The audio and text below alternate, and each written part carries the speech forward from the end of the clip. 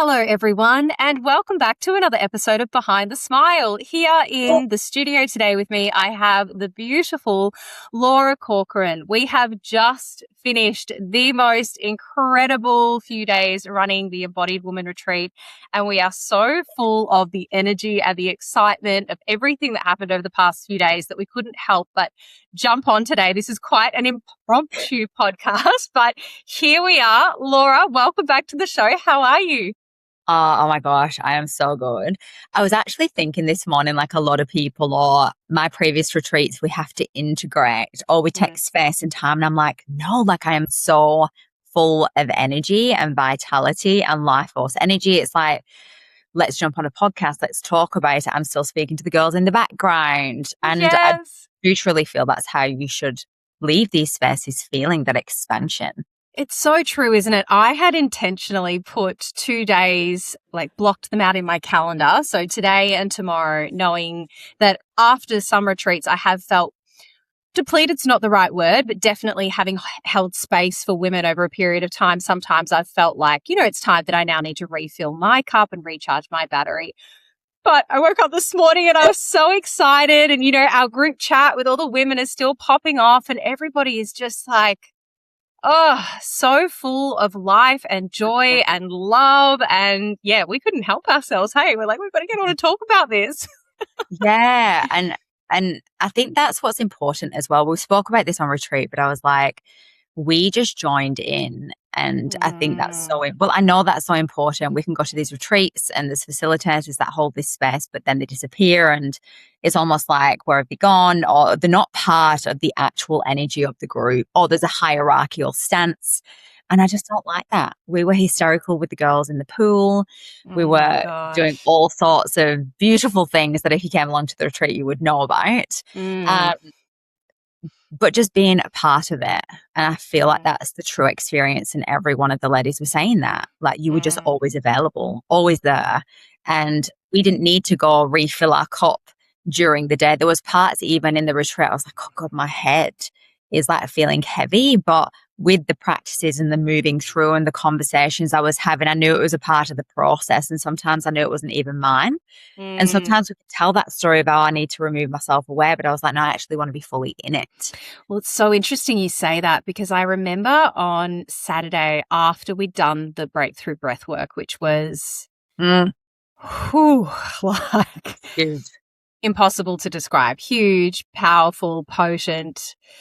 Oh my goodness. I remember after that feeling so gassed. I was like, whoa, I need to go lie down. And I did. I listened to my body. I went back to my villa.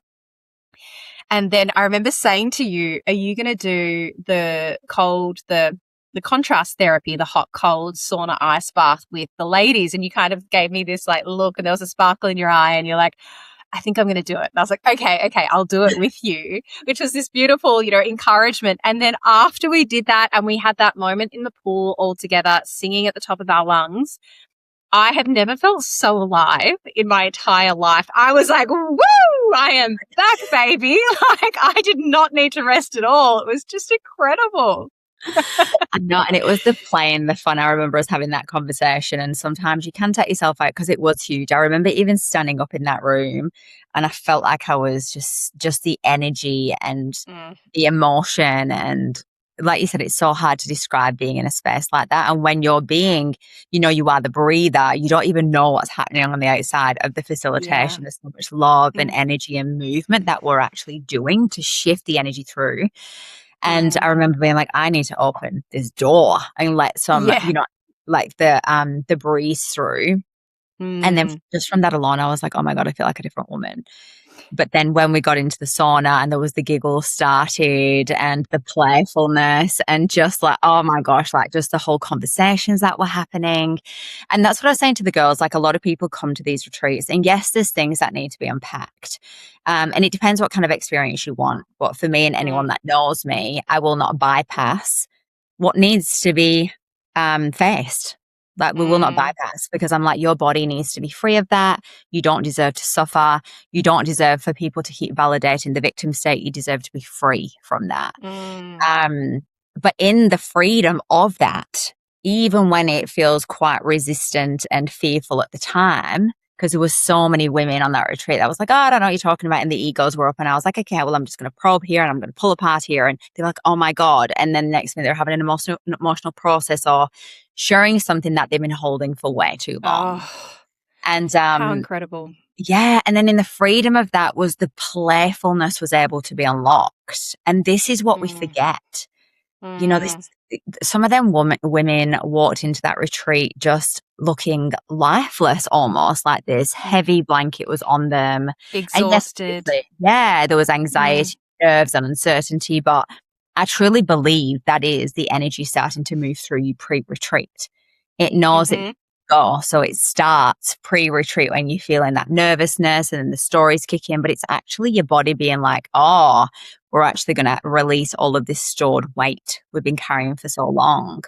You're right. And I think that, you know, people kind of had an idea of what to expect because what we did before starting the retreat, something neither of us have ever done before, was actually we held a container, didn't we, for 4 weeks leading up. So on a Tuesday evening, the women who had signed up for the retreat were invited to join us, and each week we went through a different topic, a different theme that we were going to be weaving through on the retreat.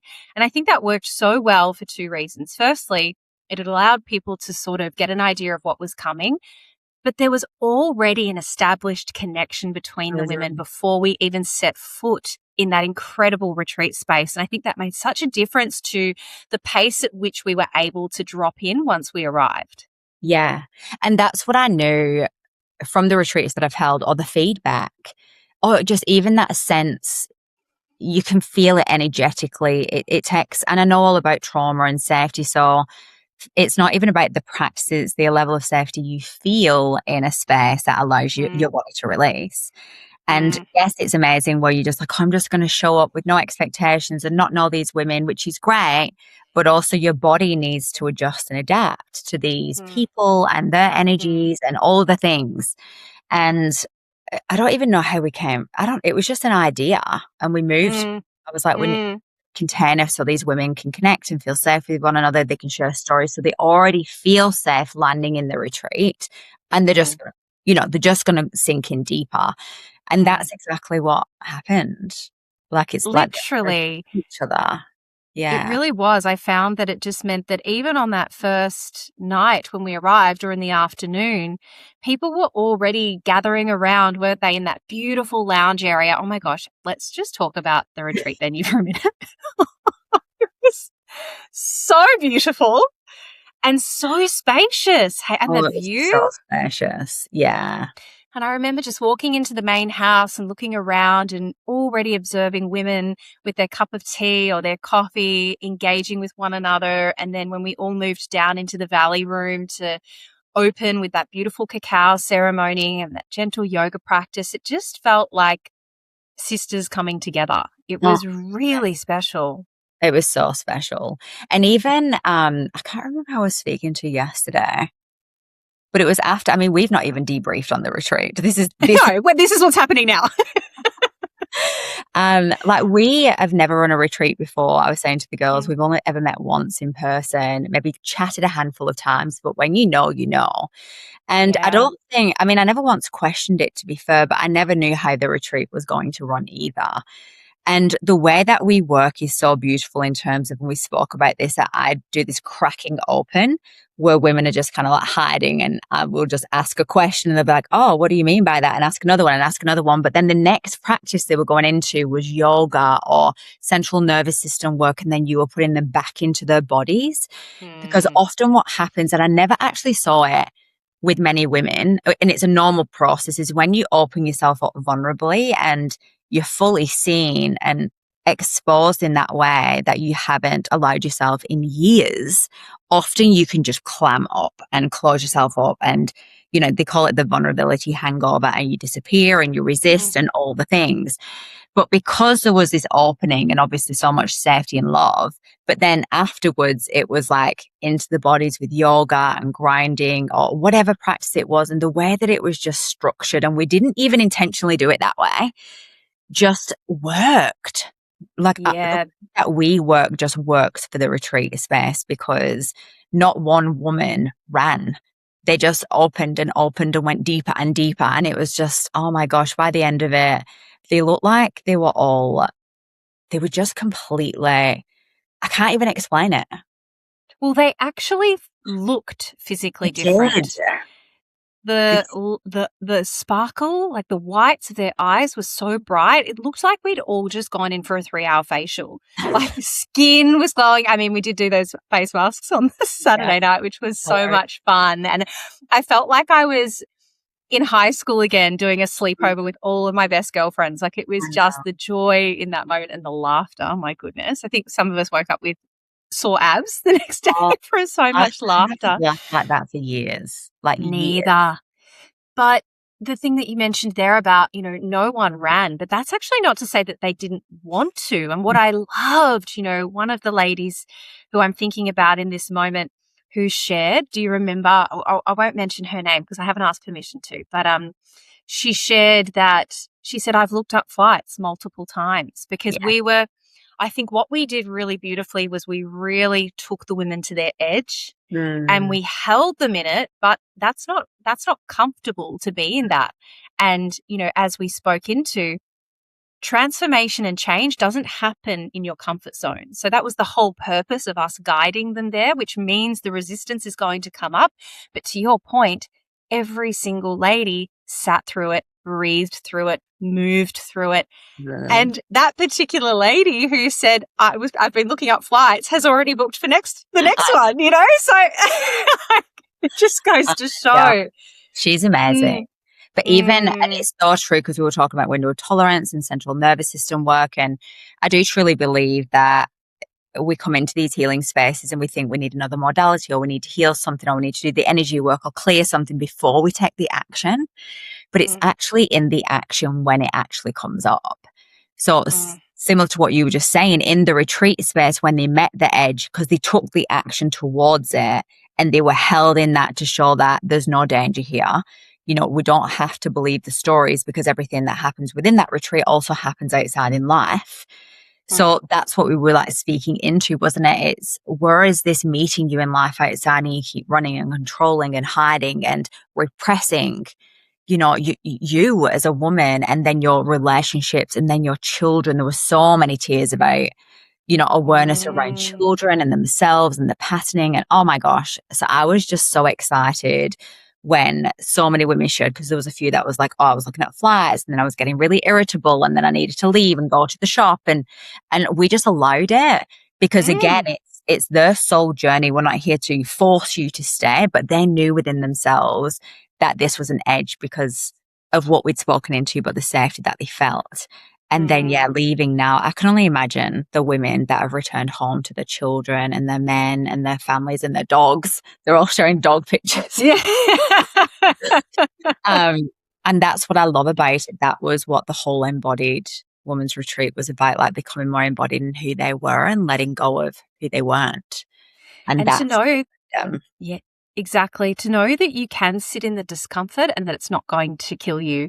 You can be in an environment where your nervous system, because it's programmed a certain way, is telling you something is unsafe or scary, like the breakthrough breath work for a lot of the women. And then they sat through it, they breathed through it. I remember another beautiful lady saying that first round that we did, she thought it was so overwhelming and explosive and scary that she thought, I don't know if I can do this. And then she stayed and she said the second one felt actually quite nice. So by the third round, she said she was in a bliss state.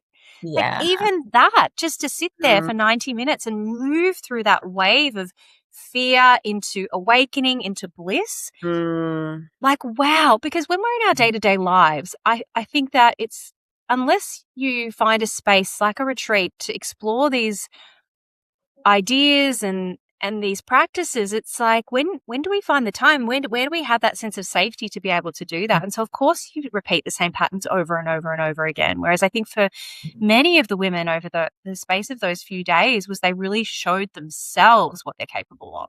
Yeah, one of the ladies in the breath as well was specifically saying, it was when she came out. Do you remember the shares when she came out? Was she and I've worked with this woman before around her relationship with her mom, and our ego and our protective parts can justify why we've caused a separation or why the relationship is the way it is, and that's completely fine because you've had to do that to get to where you are today. But she just released all of that resentment and fear and anger, because she said to me in the breath, I'm so angry. And this isn't a woman that would usually be angry. And then when she came out, one of the first things is that I need to repair my relationship with my mom. I have full body chills right now. I was just like, oh my gosh. Because it's not even about the relationship either, even though that's beautiful and connection and love and all the things. It's about the fact that she let go of all of that anger and resentment that she's just been holding towards her mom for so long, so she can be free from that, which then frees that connection with her own daughter, because she was speaking about the constant projections onto her little girl. And I was just like, this is intergenerational. Like breaking those intergenerational patterns, like just by one simple choice of coming to a retreat, and then another simple choice of staying in that breath when she wanted to run. Because at the beginning she was like, I don't want to do it. I don't want to do it. You remember she was having an emotional release outside. But again, it's the body already releasing what isn't serving. The whole weekend, there was just so many different moments of women constantly living in survival mode that you could see who walked into that place that skipped out. The minds were quiet. They were so present in the conversations that they were having. They were talking about the changes that they were going to make in their lives because they'd known it for so long but haven't done it. And they're already actioning it. The women are messaging me saying, I've had that conversation with my husband, like we're going to make some changes together.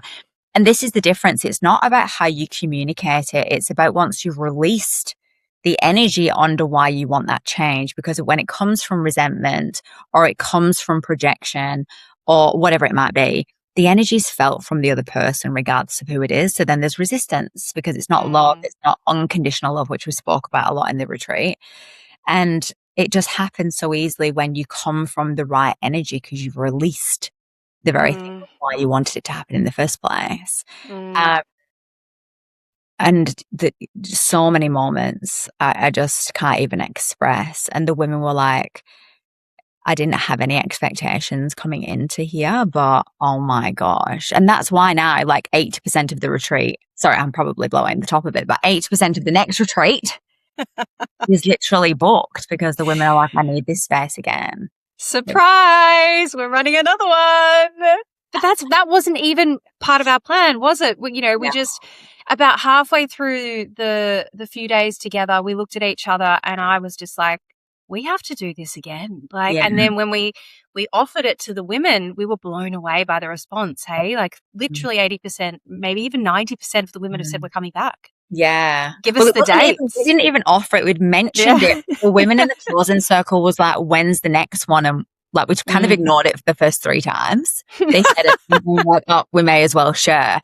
But in saying that, there were so many women that actually couldn't make this retreat. And they kept saying, I hope you're doing another one, or when's the next one? I was like, I actually don't know when the next if there is another one, Well, I think we had to be really honest with ourselves because we didn't know how we would work together. We know that we have a soul connection and that there's a sisterhood between us, but that doesn't mean that you can work well together. They're totally different things. And, we really showed each other just our true selves and our true colors. And we're like yin and yang, ebony and ivory, aren't we? We're just totally different, but then we come together. I loved it.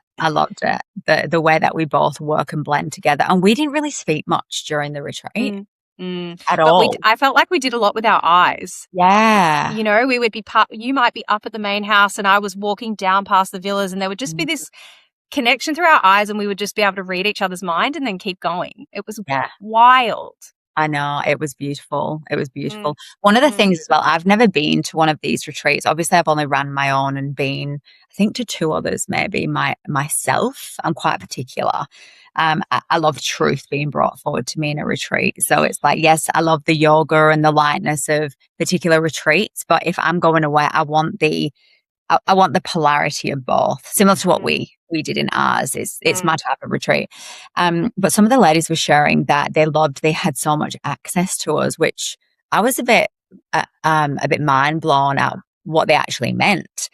And one of the ladies was sharing that she'd been to some retreats previously, but the facilitators weren't around for dinner, or, you know, it was like a timetable where they were available for workshops and the practices, but then not for other times. And we were with the ladies from breakfast all the way through to dinner, and then, you know, cow at night and on the couch snuggling together. And that it's really what I've experienced, such an important part of a retreat, because yes, you've got your workshops where a lot of stuff can come up, but you can hold back in those spaces too. And then when you have the person like myself or Ash, where you're just eating dinner and you sat next to each other and you get to just have a conversation one-on-one, is when the unfolding actually happens.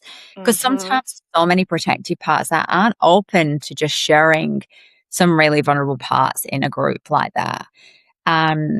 And until you are, because after that, when you have those conversations, even though everyone's still around, but it's just you one-on-one, they completely opened up after that then and started sharing more of themselves. Yeah, they really did. And I thought that feedback was really interesting as well, because it was never a question in our mind, was it, that we wouldn't be there from sunrise when we began till, you know, it was time to go to bed. And that's not to say we weren't mindful of conserving our energy. And again, being able to work together in that energy management was really helpful.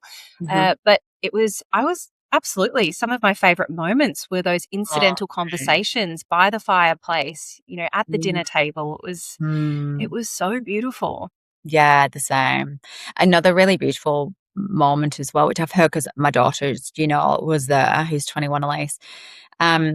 And she's been to every one of my retreats, everyone by far. And I actually didn't think she was going to come along to this, but then she's like, I really want to, you know, we can do content. I was like, that would be amazing. And they were so helpful.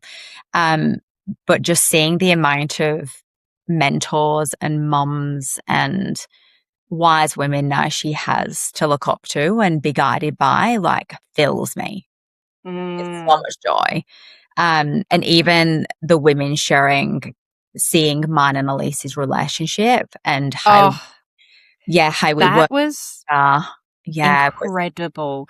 Because, you know, I think I said to you yesterday, like when you were saying to me, oh, my daughter Elise is probably going to come. She's really amazing. You know, she's really mature. I was thinking, yeah, sure. You know, like everyone says their daughter is amazing. Like, and look, I had no doubt she'd be great, but she blew my absolute pants off in terms of her level of maturity, her engagement. She didn't feel like a 21-year-old or even your daughter. She felt like a retreat guest. You know, she was just such an integral part of that whole experience. And I think every other woman there would agree that it wouldn't have been the same without her presence there. And, you know, I hope and pray that she is at the next one, because she was just incredible. Well, it was the feedback that I've got from every retreat, and the intention isn't that when we both go into that space, but I think it shows the work that we've done. And I often talk about this individuation process, and a lot of moms tie their identity into motherhood and their children, and there's enmeshment and codependency and all the things of our own conditioning in our own childhood. But we also hold our kids back in that. And no one would have known that if they didn't already know. They wouldn't have known that Elise and I were mother-daughter. There was no they wouldn't. Her or forcing her to do something or checking in on her. And she had so many emotional processes which were beautiful, and I just sat and obviously became emotional too. I remember one of the ladies being like, oh my God, I couldn't believe that you didn't go over and hug her in that moment. That's all I wanted to do. And I was like, I know it is hard, but she needs that to come all the way through her body. I said I did hug her after the end and say, I love you, but just sit and know that I don't have to fix that, because that's her body having this beautiful process and this beautiful release. And it's not our journey together to do that. It's for me to support and guide her through that. And that was the feedback that a lot of moms said, that you've just changed my view on what my relationship is with my own kids. There's so many different elements that came into that retreat that weren't even intentional, which was really beautiful. And I tell you, another one of my favorite conversations that we had was actually on, I think it was the Friday when we ran that session just before dinner around 5 o'clock, and we were all sitting around the lounge. And what came through for us was that theme of meeting your edge. And I had no intention on sharing what I ended up sharing that night about my own story, but it really reminded me and brought up a lot of reflection around how many times in my own life on my transformation journey I have met my edge. And every single time there has been fear, the exact same fear that those women were describing to us. It was like, I've had that too. And to be able to show a lived experience example of, I was at that point, this is what I did, and now this is where I am. I think it was really beautiful for us to be able to share part of our own journey. And I think that's what you and I are both very transparent about, that neither of us are perfect. Neither of us have it figured out, but we walk it, you know, whatever what we're sharing is stuff that we've lived through. Yeah. And I thought that was really powerful as well. And I was like, holy shit. Like I have felt the fear and done it anyway, you know, quite a few times, from, you know, whether it was the talking about stepping into sobriety to leaving the marriage to leaving the dream job, like every single one of those, which was a lot of the themes that were coming up over the weekend for people, was like, yep, I see you. I've been there. And I felt exactly the same. And now this is where I'm, you know, I just loved it. Like and to see people's, there was like almost this thing of, I remember looking out into the group and they like almost like these penny drops. Like it was just like, they were like, yeah, it's just, so good. It was amazing. Even, I think it was when we shared as well, when we're talking about the edges, how many edges we put in the retreat together, there was fear. We had no idea. There was multiple moments. Both of us had conversations of like, do we see if we can get our deposit back? And let's be honest, neither of us have run a retreat in such a luxury setting before. And that was something that was a real clear priority for both of us when we came together, was how do we create an experience for women that is pure luxury? And so that meant that you and I had to lean into the edge of like, oh my gosh, we've got to put up that much, you know, to even step into this. It was like, whoa. Yeah. And absolutely, you know, you're totally right. How many conversations did we have where we're like, you know, it would generally be one of us would be like, I think we've got to pull the pin here. And the other would be like, no, it's going to be okay. And then it would flip the other way and, you know, back and forth until the choice was taken away from us. Remember? Yes. I was like, babes, we don't have a choice. We're going full steam ahead here. And it all worked out exactly as it was meant to. Every single woman that was there was meant to be there. And I think something that I underestimated, but I'll never underestimate again, was the level of connection and sisterhood that was cultivated over the space of 4 days. It was like nothing I've ever witnessed before. Yeah. And normally I've seen in retreat spaces, like you kind of find your person or a little clique of 3 people. Never noticed that once. Like everyone just got along with everyone, and they were all sitting with different people at the tables. Like even the women that came together, like there was friends that weren't together at the end. Like, I noticed that too. Beautiful. Like I noticed where they would sit together at the beginning, and then at the end they were on completely separate tables and completely separate parts of the couches, and just the whole thing. There's not one thing that I would have changed about any of it. No, me neither.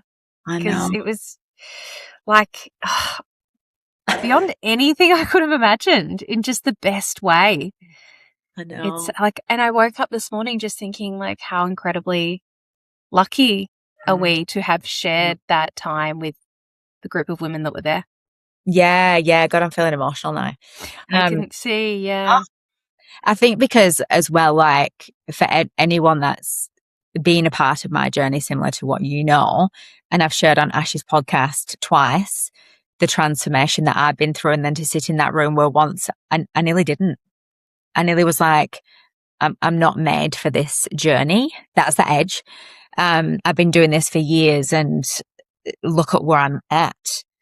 You know, there was so much shame that I had to work through in terms of where I was at in my life. And then I was like, just even having a conversation pre our retreat in another person's retreat, I was like, oh my God, Laura, like, how dare you even consider the fact that you're not meant to be in these spaces when you have conversations with women and you just see them transform right before your eyes? Like, there's something within me and our gifts for both of us that, like, we had that conversation at the end in the closing circle, that we can't deny that anymore. Like, we have to stop denying, and even though we're going through our own challenges, because a lot of people that would be listening as well, you'll be going through your own challenges and think you don't deserve a retreat, or you don't deserve to go for that career, or you don't deserve to keep moving forward.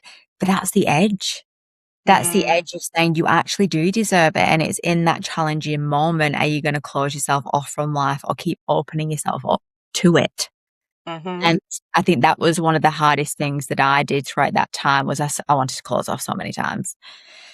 And I was like, no. And that was, you might have even noticed that, I don't know which workshop we were in, but often when we cry, we kind of close in. And one of my practices throughout the whole experience of my journey was every time I cried, I opened. I was like, we're not closing to this, we're opening. And I was just like wailing while I was doing this. But then I was like encouraging the women to open through that whole emotional process too. It's like, we're opening up to life, not closing ourselves off to it. So it's in those moments. And I'm hoping this year really lands for someone. It's like, are you going to close your heart off? Because that situation, no matter what you're going through, is actually a heart opening process. The heart was already closed.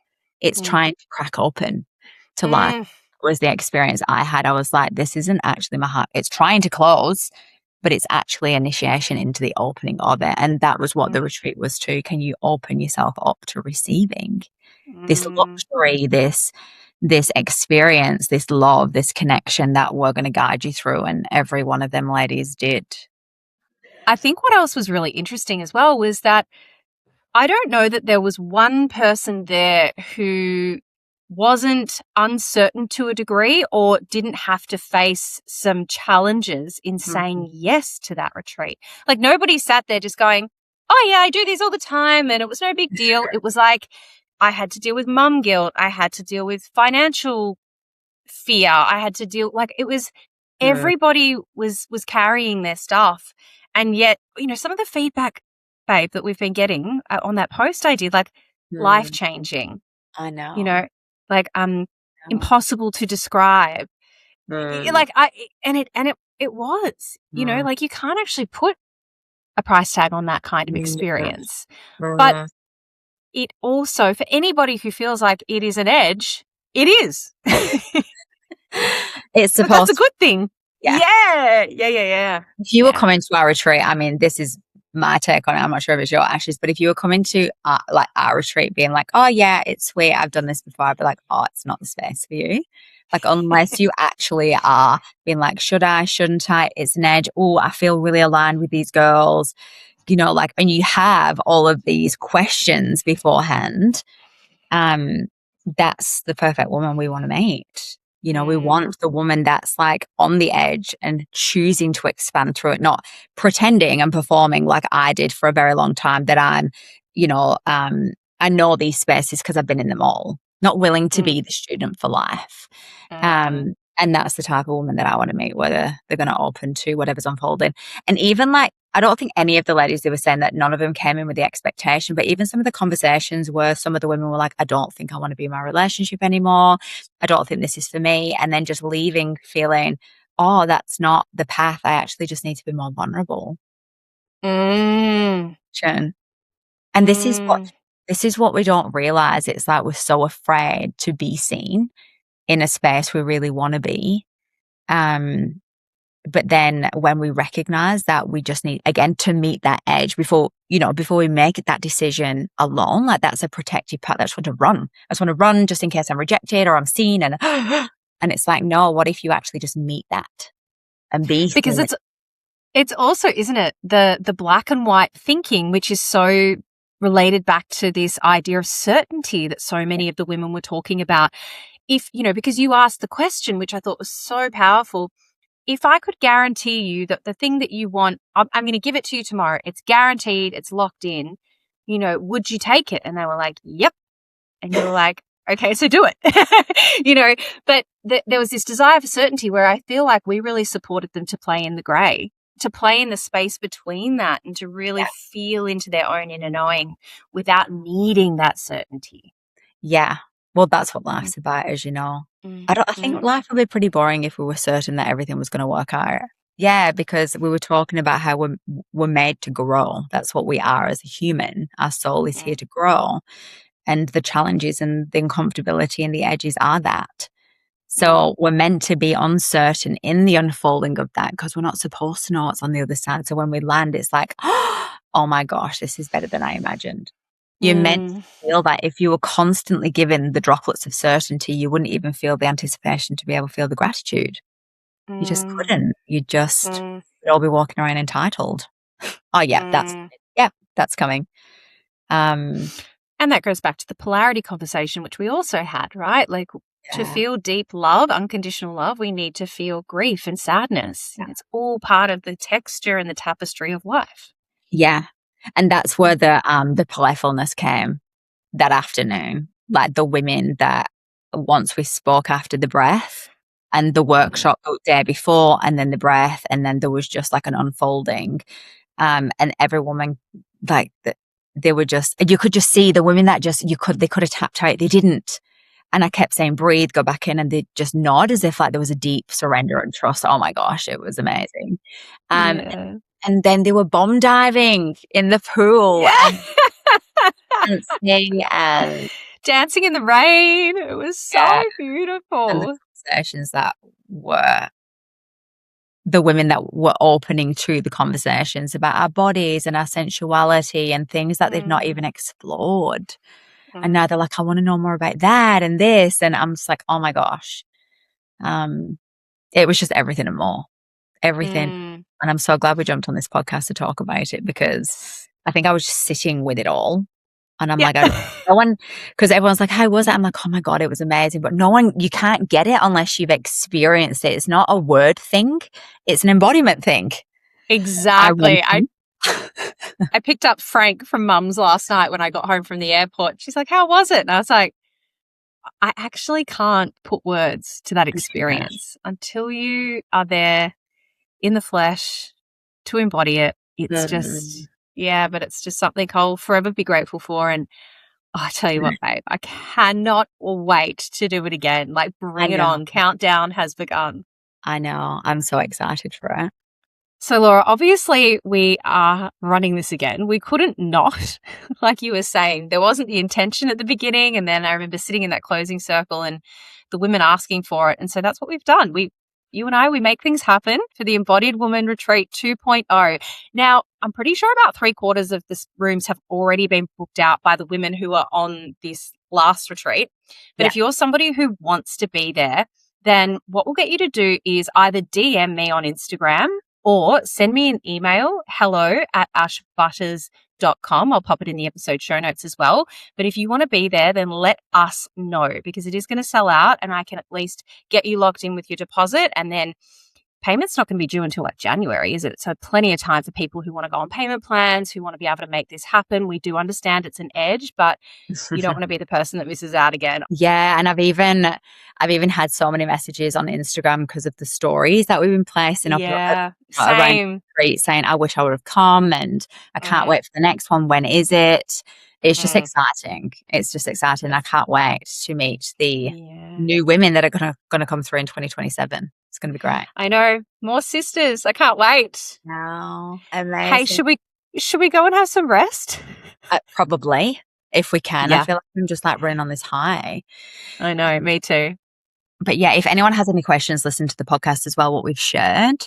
Like I am always available as well on Instagram at Her Successful Mind. So just reach out because edges are real. We get them. Don't sit alone in it, because that was one of the themes as well with the women of, I don't have to be alone anymore. Like that's what we do as successful, hyper-independent women. There's almost like this air of strength. But it actually, what I've come to understand is weakness. Us doing it alone when we're supposed to do it in connection and community and surrounded by women who get it is where we're supposed to be. And that's where we feel like home. It's amazing. So good. Hey, Laura, Yes. We say here on Behind the Smile that when we recover loudly, no one needs suffer in silence. So thank you for being here with me today. I love you. Sure, I love you too. Thanks, Gotcha. Bye, babe. Bye.